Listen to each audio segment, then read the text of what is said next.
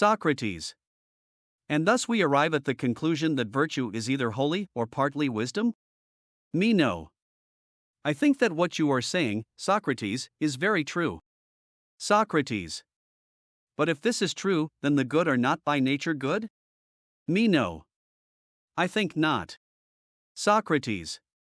If they had been, there would assuredly have been discerners of characters among us who would have known our future great men, and on their showing we should have adopted them, and when we had got them, we should have kept them in the citadel out of the way of harm, and set a stamp upon them far rather than upon a piece of gold, in order that no one might tamper with them, and when they grew up they would have been useful to the state?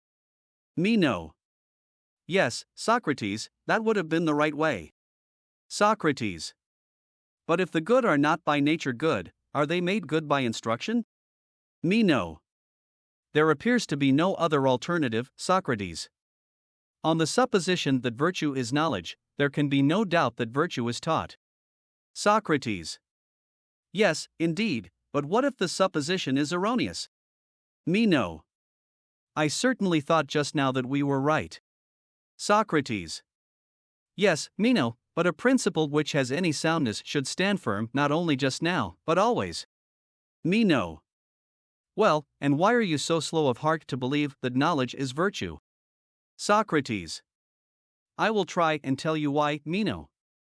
I do not retract the assertion that if virtue is knowledge it may be taught, but I fear that I have some reason in doubting whether virtue is knowledge, for consider now.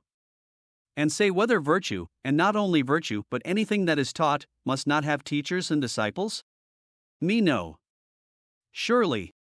Socrates. And conversely, may not the art of which neither teachers nor disciples exist be assumed to be incapable of being taught? Meno. True, but do you think that there are no teachers of virtue? Socrates. I have certainly often inquired whether there were any, and taken great pains to find them, and have never succeeded, and many have assisted me in the search, and they were the persons whom I thought the most likely to know. Here at the moment when he is wanted we fortunately have sitting by us Anytus, the very person of whom we should make inquiry. To him then let us repair. In the first place, he is the son of a wealthy and wise father, Anthemion, who acquired his wealth, not by accident or gift, like Ismenias the Theban, who has recently made himself as rich as Polycrates, but by his own skill and industry, and who is a well-conditioned, modest man, not insolent, or overbearing, or annoying. Moreover, this son of his has received a good education, as the Athenian people certainly appear to think, for they choose him to fill the highest offices. And these are the sort of men from whom you are likely to learn whether there are any teachers of virtue, and who they are. Please, Anytus, to help me and your friend Meno in answering our question, who are the teachers? Consider the matter thus: if we wanted Meno to be a good physician, to whom should we send him? Should we not send him to the physicians? Anytus. Certainly. Socrates. Or if we wanted him to be a good cobbler, should we not send him to the cobblers? Anytus. Yes. Socrates. And so forth? Anytus. Yes. Socrates. Let me trouble you with one more question. When we say that we should be right in sending him to the physicians if we wanted him to be a physician, do we mean that we should be right in sending him to those who profess the art, rather than to those who do not, and to those who demand payment for teaching the art, and profess to teach it to anyone who will come and learn? And if these were our reasons, should we not be right in sending him? Anytus. Yes. Socrates. And might not the same be said of flute playing, and of the other arts? Would a man who wanted to make another a flute player refuse to send him to those who profess to teach the art for money, and be plaguing other persons to give him instruction, who are not professed teachers and who never had a single disciple in that branch of knowledge which he wishes him to acquire? Would not such conduct be the height of folly? Anytus. Yes, by Zeus, and of ignorance too. Socrates. Very good. And now you are in a position to advise with me about my friend Meno. He has been telling me, Anytus, that he desires to attain that kind of wisdom and virtue by which men order the state or the house, and honor their parents, and know when to receive and when to send away citizens and strangers, as a good man should. Now, to whom should he go in order that he may learn this virtue? Does not the previous argument imply clearly that we should send him to those who profess and avouch that they are the common teachers of all Hellas, and are ready to impart instruction to anyone who likes, at a fixed price? Anytus. Whom do you mean, Socrates? Socrates. You surely know, do you not, Anytus, that these are the people whom mankind calls sophists? Anytus. By Heracles, Socrates, forbear. I only hope that no friend or kinsman or acquaintance of mine, whether citizen or stranger, will ever be so mad as to allow himself to be corrupted by them, for they are a manifest pest and corrupting influences to those who have to do with them. T. Socrates. What, Anytus? Of all the people who profess that they know how to do men good, do you mean to say that these are the only ones who not only do them no good, but positively corrupt those who are entrusted to them, and in return for this disservice have the face to demand money?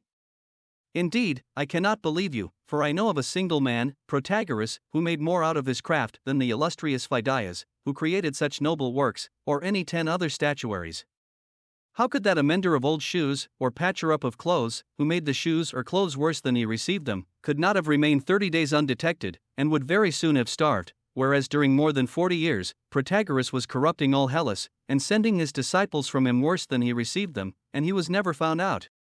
For, if I am not mistaken, he was about 70 years old at his death, 40 of which were spent in the practice of his profession, and during all that time he had a good reputation, which to this day he retains, and not only Protagoras, but many others are well spoken of, some who lived before him, and others who are still living. Now, when you say that they deceived and corrupted the youth, are they to be supposed to have corrupted them consciously or unconsciously? Can those who were deemed by many to be the wisest men of Hellas have been out of their minds? Any. Out of their minds? No, Socrates, the young men who gave their money to them were out of their minds, and their relations and guardians who entrusted their youth to the care of these men were still more out of their minds, and most of all, the cities who allowed them to come in, and did not drive them out, citizen and stranger alike. Socrates. Has any of the sophists wronged you, Anytus? What makes you so angry with them? Anytus. No, indeed, neither I nor any of my belongings has ever had, nor would I suffer them to have anything to do with them. Socrates. Then you are entirely unacquainted with them? Anytus. And I have no wish to be acquainted. Socrates. Then, my dear friend, how can you know whether a thing is good or bad of which you are wholly ignorant? Any. Quite well, I am sure that I know what manner of men these are, whether I am acquainted with them or not. Socrates.